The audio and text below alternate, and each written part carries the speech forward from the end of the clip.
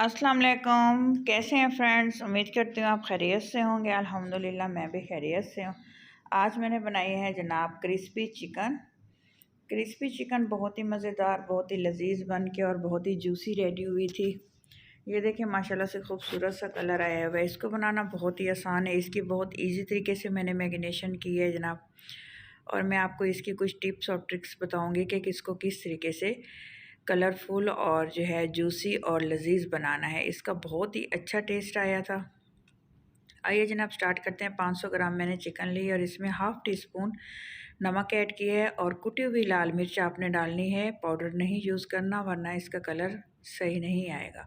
Half tea spoon मैंने लहसुन powder use किया है, इसमें मैं पाउडर मसाले यूज़ कर रही हूँ, और 1 चम्मच का चौथाई हिस्सा जो है ब्लैक पेपर, और इसमें जो है ये मैंने डाला है टिक्का मसाला, जिसका सबसे इसमें जो है बढ़कर टेस्ट आएगा। ये भी हाफ़ टी स्पून ही मैंने यूज़ किया। इसमें सोया सॉस डालूँगी मैं तकरीबन 1 टीस्पून। ये मीट को जो है सॉफ्ट होने में मदद देगा, और इसमें मैंने सिरका नहीं यूज़ किया। हाफ़ मैंने लेमन डालना है। कोशिश कीजिएगा लेमन ही यूज़ करें, क्योंकि सिरका जो है सेहत के लिए नुकसानदेह होता है। ये देखें जनाब, लेमन डाला है। उसके बाद जो है इसमें 1 टीस्पून जो है कॉर्नफ्लोर जाएगा। अगर आपको कॉर्नफ्लोर थोड़ा सा ज़्यादा डालना चाहें तो भी डाल सकते हैं।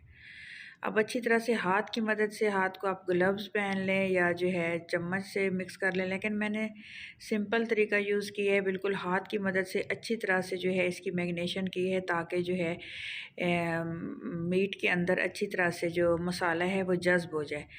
लेग्स को मैंने अच्छी तरह से कट लगा लिए थे, और 2 पीसेस लिए हैं मैंने इसके थाइज़ को भी मैंने कट लगा लिए थे, और 2-3 पीसेस जो हैं वो मैंने ब्रेस्ट के लिए हैं बोनलेस।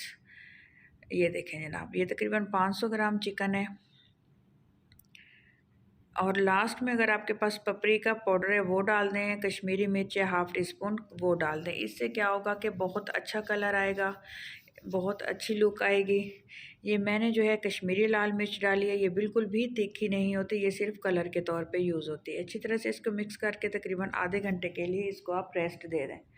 हो सके तो आपकी मर्ज़ी है 1 घंटा भी रख सकते हैं। ये देखें माशाल्लाह से बहुत ही अच्छी इसकी मैरिनेशन हुई है। और इधर से मैंने एक कढ़ाई ली है, उसमें ऑयल शामिल किया है। ऑयल आपने इतना शामिल करना है कि चिकन इसमें जो है बिल्कुल डीप हो जाए, डीप फ्राई करनी है, हमने इसको डीप फ्राई करना है। इधर मैं आपको चेक करवा देती हूँ कि ऑयल हमारा बिल्कुल माशाल्लाह से गर्म हो चुका है।